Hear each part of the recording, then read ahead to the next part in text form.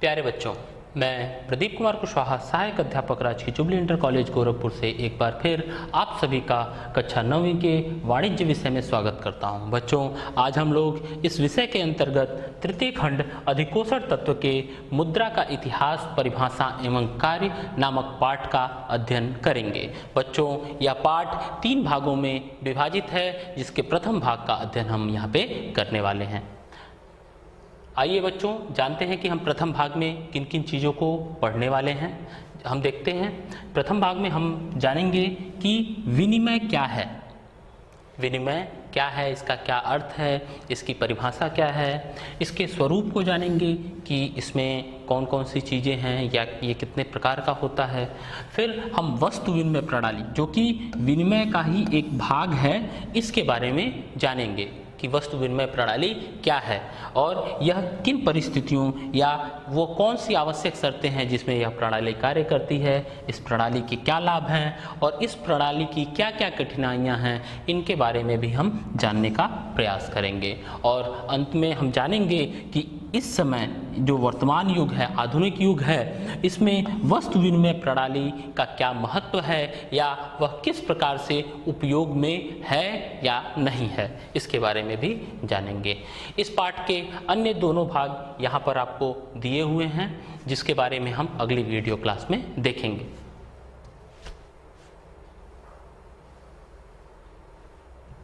बच्चों, विनिमय को समझने से पहले हम सभी जानते हैं कि मानव सभ्यता का विकास धीरे धीरे क्रमिक रूप से हुआ है। आदिमानव जो हमारे पूर्वज थे, वह जंगलों में रहते थे, गुफाओं में रहते थे, पेड़ों पर रहते थे और कंद मूल फल जानवरों को खाते थे। फिर धीरे धीरे आग का आविष्कार हुआ, उसके बाद से पहिए का आविष्कार हुआ और सभ्यता और आगे जब विकसित हुई तो कृषि का आविष्कार हुआ और जो आदि मानव थे वह समाज बना करके, एक समूह बना करके नदियों के किनारे रहने लगे। उस समय तक मनुष्यों की जो आवश्यकताएं थीं वह अत्यंत सीमित थीं। वह आत्मनिर्भर था, अपनी हर चीज़ के लिए वह खुद ही प्रयासरत रहता था। परंतु जैसे जैसे मनुष्य की आवश्यकताएं बढ़ीं, वह उसकी आत्मनिर्भरता भी कम होती गई और वह कुछ चीज़ों के लिए अन्य लोगों पर निर्भर होने लगा। और ऐसी ही परिस्थिति में विनिमय का जन्म हुआ। विनिमय का जो सामान्य अर्थ है, जिसको हम जानते हैं कि किसी वस्तु के बदले किसी दूसरी वस्तु का आदान प्रदान करना, एक सामान्य सा अर्थ है कि एक वस्तु है आपके पास, वह आपकी आवश्यकता की नहीं है, आपको उसकी ज़रूरत नहीं है, या हो सकता है कि वह आपके पास आवश्यकता से अधिक है, तो आप उसको दे करके अपनी आवश्यकता की जब कोई वस्तु लेते हैं तो वह सामान्य अर्थों में विनिमय कहलाता है। और वहीं से, उसी समाज से या उसी समय से विनिमय हमारे समाज में, हमारी ज़रूरतों में आ गया। और अर्थशास्त्र में इस विनिमय को एक अलग तरह से परिभाषित किया जाता है। एक बहुत ही प्रसिद्ध अर्थशास्त्री हुए जिनका नाम मार्शल है। मार्शल कहते हैं कि दो पक्षों के बीच होने वाले ऐच्छिक, वैधानिक और पारस्परिक धन हस्तांतरण को विनिमय कहते हैं। मार्शल ने एक विनिमय की एक परिभाषा दी जो अर्थशास्त्र में एकदम सटीक बैठती है कि दो पक्षों के बीच होने वाले ऐच्छिक, वैधानिक और पारस्परिक धन हस्तांतरण को विनिमय कहते हैं। और यह जो परिभाषा है, यह विनिमय की जो विशेषताएं हैं, विनिमय के जो मूल तत्व हैं, उनके बारे में बताती है। सबसे पहली चीज़ जो है कि दो पक्ष, अर्थात विनिमय के लिए जरूरी है कि हमारे पास दो पक्ष हों, दो ऐसे लोग हों जिन्हें अन्य वस्तु की आवश्यकता है और जिनके पास देने के लिए कुछ वस्तुएं हैं। जैसे यहाँ पर ये जो चित्र देख रहे हैं, यहाँ पर 2 व्यक्ति हैं, तो ये जो 2 व्यक्ति हैं वह 2 पक्ष कहलाएंगे, जिसमें एक व्यक्ति एक सामान दे रहा है और दूसरे से दूसरा सामान ले रहा है, आदान प्रदान कर रहे हैं। तो विनिमय का जो सबसे प्रमुख अंग है, प्रमुख तत्व है, वह है 2 पक्षों का होना। उसके बाद से जो विनिमय होता है वह ऐच्छिक होना चाहिए। ऐच्छिक का क्या मतलब होता है कि यह ऐच्छिक हस्तांतरण होना चाहिए, मतलब कि आपकी इच्छा पे ही हस्तांतरण हो। मतलब कि आप कोई भी वस्तु यदि दे रहे हैं या ले रहे हैं तो वह कैसे होना चाहिए, वह जबरदस्ती नहीं हो करके आपकी इच्छा के ऊपर निर्भर करना चाहिए। फिर है वैधानिक। वैधानिक का क्या मतलब है वैधानिक का मतलब कि वह कानून सम्मत होना चाहिए, कानून में वह गलत नहीं होना चाहिए। किसी से चोरी करके आप हस्तांतरण न कर रहे हों, किसी से ज़बरदस्ती हस्तांतरण न कर रहे हों, या किसी गलत चीज का हस्तांतरण न कर रहे हों, इसलिए वह वैधानिक होना चाहिए। और पारस्परिक धन का हस्तांतरण होना चाहिए। पारस्परिक मतलब कि वह जो दो पक्ष हैं वह आपस में ये काम कर रहे हों, ऐसा ना हो कि ये किसी और के साथ कर रहे हो, ये किसी और के साथ कर रहे हो। तो जब दोनों के मध्य आपस में हस्तांतरण होता है तो वह पारस्परिक हस्तांतरण होता है। और धन हस्तांतरण की बात की गई है, धन हस्तांतरण। तो धन हस्तांतरण को हम थोड़ा सा यहाँ पे समझेंगे कि अर्थशास्त्र के अंतर्गत धन से तात्पर्य केवल रुपए पैसे से नहीं होता है। धन का मतलब अर्थशास्त्र में केवल रुपया पैसा नहीं है, फिर क्या है? वह सभी वस्तुएं और सेवाएं धन के अंतर्गत आती हैं जिनका कुछ न कुछ मूल्य होता है। मतलब अर्थशास्त्र कहता है कि धन के अंतर्गत वह सभी चीजें आती हैं जिनका कुछ न कुछ मूल्य होता है, केवल रुपए पैसे धन के अंतर्गत नहीं आते हैं। तो मार्शल की यह जो परिभाषा है अपने आप में इतनी सक्षम है कि दो पक्षों के बीच होने वाले ऐच्छिक, वैधानिक और पारस्परिक धन के हस्तांतरण को विनिमय कहते हैं। ठीक, अब हम आगे समझते हैं कि विनिमय के स्वरूप क्या क्या हैं, मतलब कि विनिमय के अंतर्गत कौन कौन सी चीजें आती हैं। तो जब अर्थशास्त्रियों ने इसका अध्ययन किया तो उनको पता चला कि विनिमय के दो स्वरूप होते हैं, एक होता है वस्तुओं का विनिमय, एक होता है मौद्रिक विनिमय। वस्तु विनिमय मतलब, वस्तु विनिमय का मतलब कि यदि दो पक्ष हैं ए और बी, तो ए के पास जो भी वस्तु है वह बी को देगा और बी के पास जो भी वस्तु है वह ए को देगा। ठीक, यहां पे हम और स्पष्ट देख लेते हैं वस्तु विनिमय। वस्तु विनिमय प्रणाली में एक पक्ष अपनी वस्तु या सेवा के बदले दूसरी वस्तु या सेवा प्राप्त करता है। मतलब एक पक्ष जो है वह अपनी वस्तु को दे करके दूसरी वस्तु या सेवा प्राप्त करता है। दूसरा आपका है मौद्रिक विनिमय। मौद्रिक विनिमय मतलब सीधा सा मतलब कि इसमें मुद्रा आ जा रही है, अर्थात इन दोनों के मध्य एक क्या आ गया, इन दोनों के मध्य मनी फैक्टर आ गया। मतलब कि हम अपनी वस्तु बेचेंगे तो हमको मनी मिलेगी और उस मनी से हम कोई दूसरा सामान प्राप्त करेंगे, मतलब मनी दे करके ले लेंगे। देखिए मौद्रिक विनिमय, जब व्यक्ति अपनी वस्तु या सेवा दे करके मुद्रा प्राप्त करता है और मुद्रा के द्वारा अपनी आवश्यक वस्तुएं एवं सेवाएं प्राप्त करता है, तो इस प्रकार के विनिमय को मौद्रिक विनिमय कहते हैं। अर्थात कि हम अपना सामान बेच करके पैसा ले रहे हैं और उस पैसे से हम अपनी आवश्यकता की वस्तुओं को खरीद रहे हैं। तो ये जो ऐसा विनिमय है वह क्या कहलाएगा? मौद्रिक विनिमय। वस्तु विनिमय मतलब हमने वस्तु को दिया और दूसरी वस्तु उसके बदले में ले ली। वस्तु विनिमय प्रणाली को और अच्छे से समझने का प्रयास करते हैं तो वस्तुओं की प्रत्यक्ष अदला बदली को वस्तु विनिमय कहते हैं। एक संक्षिप्त परिभाषा के तौर पे देखा जाए तो वस्तुओं की सीधी अदला बदली, ठीक, क्या कहलाती है? वस्तुओं की सीधी अदला बदली, प्रत्यक्ष अदला बदली वस्तु विनिमय प्रणाली कहलाती है। वस्तु विनिमय प्रथा में एक पक्ष अपनी वस्तु या सेवा के बदले दूसरी वस्तु या सेवा प्राप्त करता है। इसके बारे में भी हम लोगों ने पढ़ा कि एक पक्ष जो है वह क्या करता है, वह अपनी वस्तुओं को देता है और उसके बदले में वह दूसरी वस्तुओं को लेता है। जैसे राम है और एक श्याम है। राम के पास खेत है, वह खेती करता है और वह अपने खेतों में गेहूं का अच्छा उत्पादन कर रहा है। मतलब उसके पास उसकी आवश्यकता से अधिक गेहूं की मात्रा है। जबकि जो श्याम है इसके पास बागीचा है और इन बागीचों में सेव के पेड़ लगे हुए हैं, तो इसके पास सेव का उत्पादन अच्छा होता है। अब राम चाहता है कि वह सेव खरीदे, ठीक, तो वह अपने गेहूं की जो मात्रा उसके पास अधिक है तो वह कुछ गेहूं श्याम को दे करके श्याम से सेव प्राप्त कर सकता है। कुछ गेहूं श्याम को दे करके वह श्याम से क्या प्राप्त कर सकता है? गेहूं सेव प्राप्त कर सकता है। तो इसी तरह श्याम को गेहूं की आवश्यकता होगी तो वह राम से गेहूं प्राप्त करेगा और उसके बदले में उसको श्याम को सेव दे देगा। तो ये जो प्रणाली है, यहाँ पे कहीं पे भी मुद्रा का नाम नहीं लिया गया, मुद्रा प्रयुक्त नहीं हुई। एक वस्तु ले रहे हैं और दूसरी वस्तु दे रहे हैं। तो ये जो प्रणाली है वस्तु विनिमय प्रणाली है और इसीलिए इस प्रणाली को प्रत्यक्ष विनिमय प्रणाली भी कहा जाता है। बच्चों, परीक्षा में हो सकता है आपसे पूछे कि प्रत्यक्ष विनिमय प्रणाली किसे कहते हैं या वस्तु विनिमय प्रणाली का दूसरा नाम क्या है? तो वस्तु विनिमय प्रणाली का दूसरा नाम प्रत्यक्ष विनिमय प्रणाली है।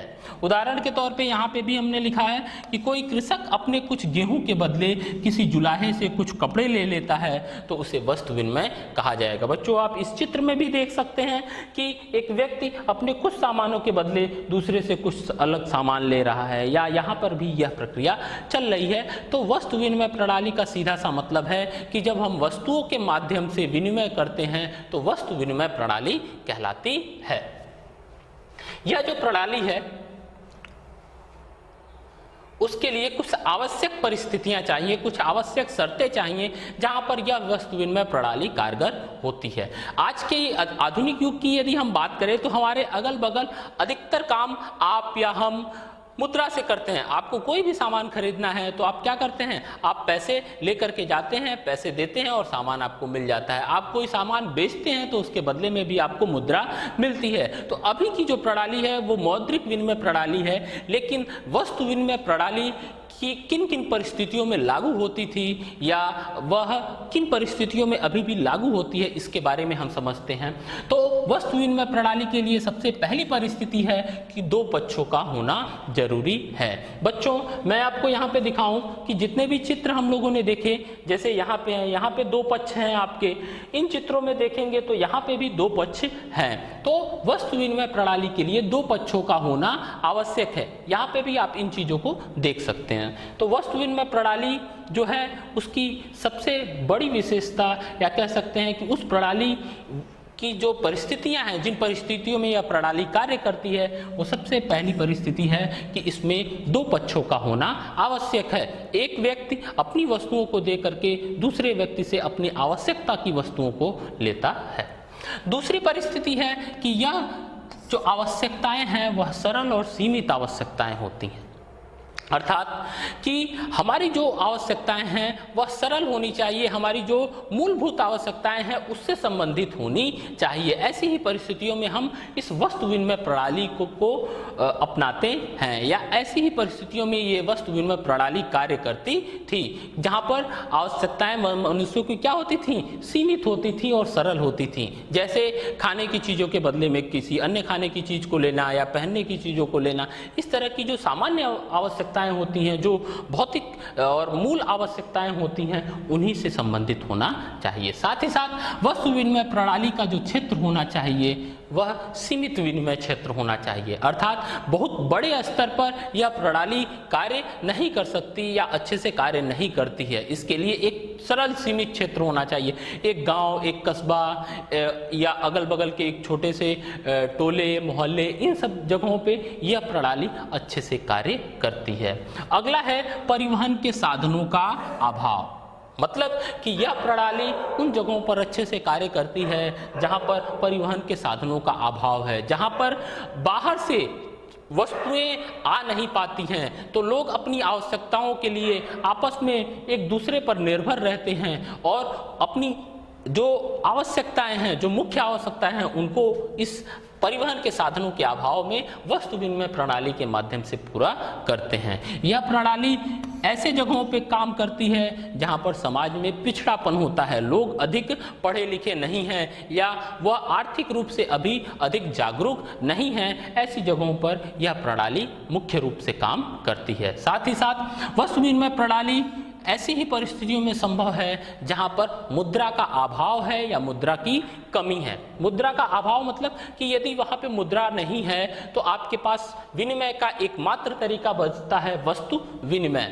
ठीक। और मुद्रा की कमी अर्थात मुद्रा आवश्यकता से कम है तो लोग अपनी वस्तुओं को दे करके अपनी आवश्यकताओं को पूरा करते हैं। तो वस्तु विनिमय प्रणाली की परिस्थितियां या वस्तु विनिमय प्रणाली की जो आवश्यक शर्तें हैं वह इस प्रकार हैं कि इसमें दो पक्षों का होना आवश्यक है, इसमें जो आवश्यकताएं होनी चाहिए वो सरल और सीमित होनी चाहिए, इसका जो विनिमय क्षेत्र होना चाहिए वह भी सीमित होना चाहिए और परिवहन के साधनों का इसमें अभाव रहता है। साथ ही साथ यह ऐसी जगह पे संभव हो पाता है जहां समाज में पिछड़ापन होता है तथा मुद्रा का अभाव या कमी रहती है। आइए अब हम जानते हैं कि वस्तु विनिमय प्रणाली के क्या लाभ हैं। इसके जो भी लाभ हैं उनके बारे में हम जानने का प्रयास करते हैं। तो सबसे प्रथम लाभ हम जानते हैं कि यह जो प्रणाली है सरल प्रणाली है। ठीक, सरल प्रणाली क्यों है? वह इसलिए क्योंकि हम प्रत्यक्ष रूप से वस्तुओं को प्राप्त कर रहे हैं या प्रत्यक्ष रूप से अपनी आवश्यकता से अधिक की वस्तुओं को दे रहे हैं। तो यह जो प्रत्यक्ष प्रणाली है यह इसके नाते यह एक सरल प्रणाली कही जाती है। अर्थात यदि दो पक्षों को वस्तुओं को चाहिए तो यह अपनी वस्तु को दे करके इनसे अपनी आवश्यकता की वस्तु को ले रहा है, इसमें किसी तीसरे व्यक्ति की आवश्यकता नहीं होती। जबकि मौद्रिक प्रणाली में क्या अंतर है? मौद्रिक प्रणाली में यह अपनी वस्तु को बेचने के लिए किसी अन्य व्यक्ति के पास जाएगा और उसके बदले में उसे पैसा मिलेगा, तब वह उस पैसे को इस व्यक्ति को दे करके वह सामान प्राप्त करेगा। तो इसमें थोड़ी सी जटिलता है और उसकी अपेक्षा यह प्रणाली अधिक सरल है। दूसरा है कुशलता में वृद्धि। मौद्रिक प्रणाली वस्तु विनिमय प्रणाली में कुशलता में वृद्धि होती है। क्यों? क्योंकि यहाँ पर मनुष्यों की जो आवश्यकताएं होती हैं वह सीमित होती हैं, विनिमय क्षेत्र सीमित होता है। तो ऐसी परिस्थिति में जो व्यक्ति वस्तुओं का उत्पादन कर रहा है वह चाहता है कि उसकी वस्तुएं कुशल हों, वह उसकी वस्तुएं अच्छी हों ताकि उसके अच्छे भाव मिल पाएँ या उसके अच्छे दाम लगाए जा सके। अगला जो लाभ है इस प्रणाली का कि यहाँ पर धन का विकेंद्रीयकरण होता है। अर्थात धन जो है वह समाज के हर छोटे बड़े वर्ग के पास विकेंद्रित रहता हुआ है, बटा हुआ रहता है। जबकि मौद्रिक प्रणाली में क्या है? मौद्रिक प्रणाली में धन का केंद्रीकरण होता है। एक अमीर वर्ग के पास बहुत अधिक धन की मात्रा इकट्ठी होती चली जाती है, एक वर्ग गरीब रह जाता है, एक वर्ग अमीर हो जाता है। लेकिन यहाँ पर धन का विकेंद्रीकरण होता है, धन सभी वर्गों में अब उनकी आवश्यकता के अनुसार बटा हुआ रहता है। साथ ही साथ चूंकि यह एक सरल प्रणाली है और प्रत्यक्ष है, इसलिए यह अधिकतम संतुष्टि भी प्रदान करती है। वस्तु विनिमय प्रणाली आपको अधिकतम संतुष्टि प्रदान करती है और आप आसानी से वस्तुओं का विनिमय करके आप उसका लाभ ले पाते हैं। साथ ही साथ चूंकि इस प्रणाली में मुद्रा नहीं जुड़ी हुई है, इसलिए मुद्रास्फीति का भय नहीं रहता है। अर्थात कि इसमें महंगाई बढ़ने का, मुद्रा की आवश्यकता से अधिक होने का भय नहीं रहता, क्योंकि यहाँ पे मुद्रा का प्रचलन ही नहीं है। और यह प्रथा जो है, यह जो प्रणाली है, यह दास प्रथा का अंत करती है। यह व्यक्तियों को आत्मनिर्भर बनाती है और उनको अपनी कार्य कुशलता में वृद्धि करने के लिए प्रेरित करती है और ऐसा करने पे यह दास प्रथा के अंत में भी सहायक होती है। आइए अब हम जानते हैं वस्तु विनिमय प्रणाली की कठिनाइयां। बच्चों, हमने वस्तु विनिमय प्रणाली को जाना, वस्तु विनिमय प्रणाली के लिए जो आवश्यक शर्तें थी उनको भी जाना, वस्तु विनिमय प्रणाली के लाभों को भी देखा। अब हम जानते हैं कि वस्तु विनिमय प्रणाली में वह कौन सी कठिनाइयां थीं जिसकी वजह से यह आधुनिक समय में बहुत सीमित हो गई है और अब हम मौद्रिक प्रणाली का उपयोग करते हैं, या वह कौन सी ऐसी कठिनाइयां थीं जिसकी वजह से मुद्रा का आविष्कार हुआ, जो मनी है उसकी उत्पत्ति हुई। ऐसी क्या कठिनाइयां थी? तो और बच्चों यह भी है कि यह जो वस्तु विनिमय प्रणाली की कठिनाइयां हैं वह परीक्षा की दृष्टि से बहुत ही महत्वपूर्ण हैं, तो इसको अच्छे से ध्यान देंगे। पहला है आवश्यकताओं के दोहरे संयोग का अभाव। आवश्यकताओं के दोहरे संयोग का अभाव, इसको ऐसे समझते हैं, एक व्यक्ति ए है जिसके पास गेहूं है और उसे आवश्यकता किस चीज की थी? उसे आवश्यकता थी सेव की। किसकी आवश्यकता थी? उसके पास बहुत अधिक मात्रा में गेहूं है और उसे आवश्यकता है सेव की। ठीक, तो अब इस व्यक्ति ए को एक ऐसे व्यक्ति को ढूंढना होगा जिसके पास सेव अधिक मात्रा में हो और उसे किसकी आवश्यकता हो? गेहूं की आवश्यकता हो। ठीक, तो यह जो आवश्यकताओं के दोहरे संयोग का अभाव होता है, अर्थात ऐसे व्यक्ति को ढूंढना कठिन होता है। कई बार ऐसी हमारी आवश्यकताएं होती हैं, कई बार हमारे पास ऐसी वस्तुएं होती हैं जिनके दोहरे संयोग का मिलना संभव नहीं होता है। तो ऐसी ये वस्तु विनिमय प्रणाली की यह सबसे बड़ी कठिनाई होती है।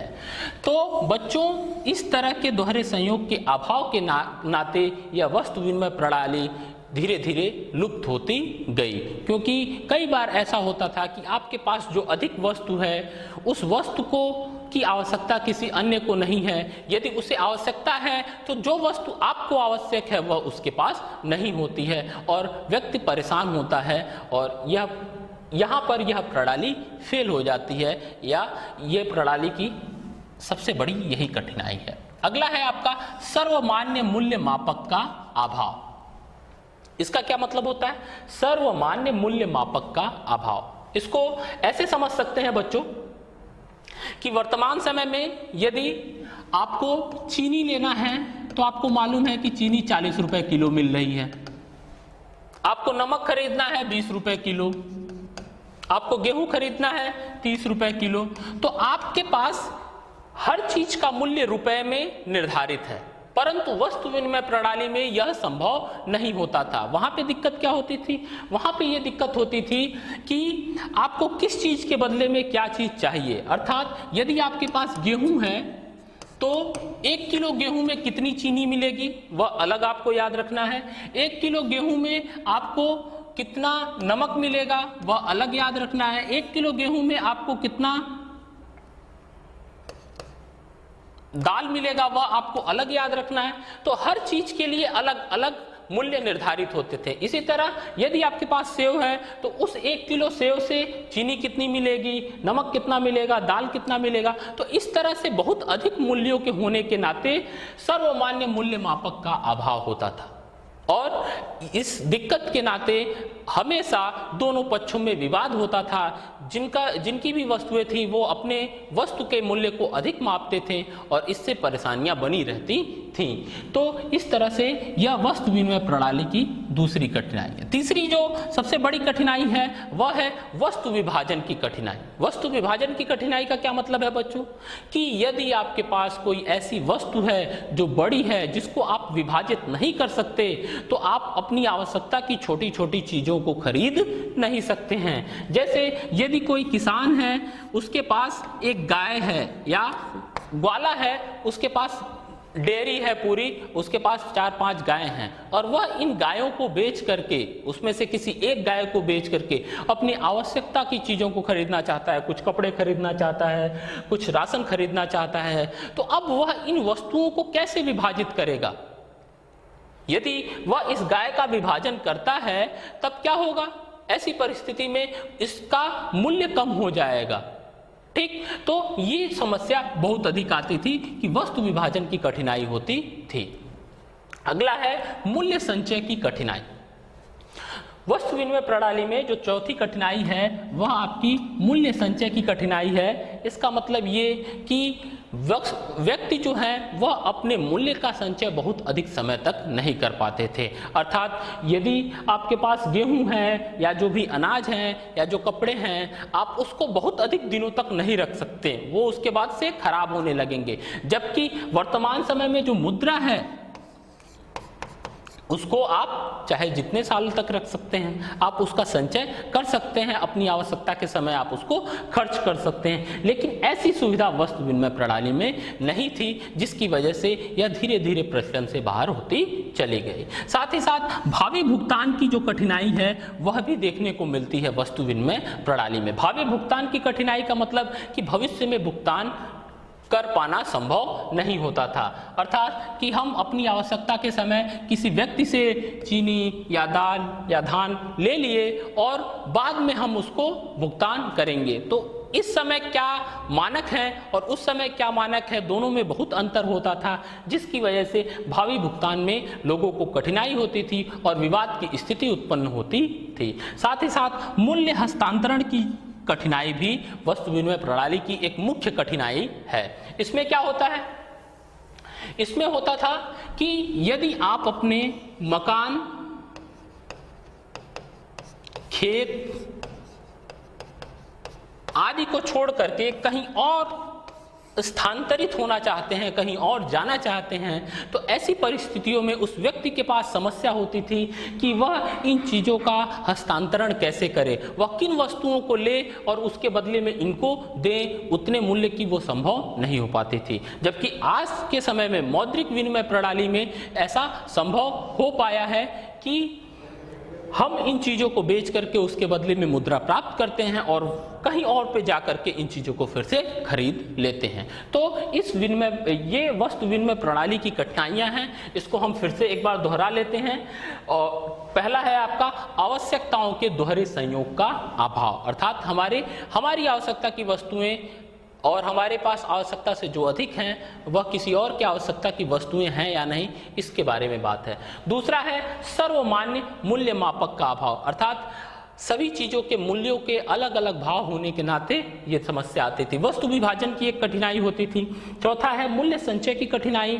पांचवा है आपका भावी भुगतान की कठिनाई और छठवां है मूल्य हस्तांतरण की कठिनाई। तो बच्चों, इन 6 पॉइंट को आप अच्छे से याद कर लें और अच्छे से समझ सकते हैं, क्योंकि यह परीक्षा की दृष्टि से अत्यंत महत्वपूर्ण है। और यही जो कठिनाइयां हैं, इन्हीं कठिनाइयों की वजह से मुद्रा का आविष्कार होता है।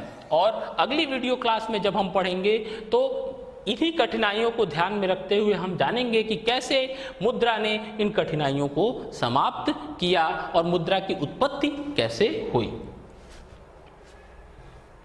आइए बच्चों, अब जानते हैं कि वर्तमान समय में क्या वस्तु विनिमय प्रणाली प्रचलन में है, यदि है तो वह किस रूप में है और कितने क्षेत्र तक सीमित है। तो ग्रामीण क्षेत्रों की यदि हम बात करें तो आज भी आप गर्मी के दिनों में बर्फ खरीदने के लिए या कुछ अन्य राशन की चीज़ें या कुछ अन्य चीज़ों को खरीदने के लिए आप अक्सर अपने घर में रखे हुए अनाज के बदले में इन चीज़ों को प्राप्त कर सकते हैं। जैसे यहाँ पे इस चित्र में यह बच्चा बर्फ लेने के लिए अपने घर के कुछ सामानों को दे रहा है। आजकल आपके घर के अगल बगल जो कबाड़ी वाले आते हैं गाँव में खास करके, वह कबाड़ को इकट्ठा करके उसके बदले में तरबूज देते हैं, कुछ राशन देते हैं, कुछ आवश्यकता की चीज़ों को देते हैं। तो वह भी एक वस्तु विनिमय प्रणाली का ही प्रकार है। शहरी क्षेत्रों की हम बात करें तो शहरी क्षेत्रों में वस्तु विनिमय प्रणाली एक दूसरे रूप में काम करती है। जैसे बड़े बड़े जो शॉपिंग मॉल या अन्य दुकानें हैं, वह त्योहार के समय या विशेष ऑफर के अंतर्गत पुराने सामानों को अपने पास जमा कराते हैं और उसके बदले में आप नए सामानों को लेते हैं। खास करके अभी मोबाइल के क्षेत्र में मैं आपको बताऊं तो मोबाइल में भी एक्सचेंज ऑफर चलते रहते हैं कि पुराना मोबाइल आप जमा करिए और उसका जो भी मूल्य बनेगा, तो जब आप नया मोबाइल लेंगे तो उसका मूल्य उसमें से कम करके आपको कुछ ही पैसे देने होते हैं। तो इस तरह के चीज़ों में यह जो वस्तु विनिमय प्रणाली है अभी भी जन सामान्य में थोड़ी बहुत मात्रा में प्रचलित है। आइए बच्चों, अब हम जानते हैं कि इस वीडियो क्लास में हमने क्या सीखा। हमने सीखा कि वस्तु विनिमय प्रणाली क्या होती है, उसकी क्या क्या परिस्थितियां हैं, इसके क्या क्या लाभ हैं और इसमें क्या क्या कठिनाइयां होती हैं, और इन कठिनाइयों को दूर करने के लिए कैसे मुद्रा की उत्पत्ति हुई, इसके बारे में हम लोग अपनी अगली वीडियो क्लास के बारे में जानेंगे। और वहाँ पे हम ये भी जानेंगे कि मुद्रा का क्रमिक विकास कैसे हुआ, प्रारंभ में मुद्रा के रूप में किन चीज़ों का प्रयोग किया जाता था, वर्तमान समय में हम मुद्रा के रूप में किन चीज़ों का प्रयोग करते हैं, इसके बारे में समझेंगे। बच्चों, यहाँ पर आपके लिए 2 गृह कार्य भी दिए हुए हैं, इसको आप नोट कर लीजिए और समझने का प्रयास कीजिए। आशा करता हूं कि यह पाठ आपको समझ में आया हो। धन्यवाद।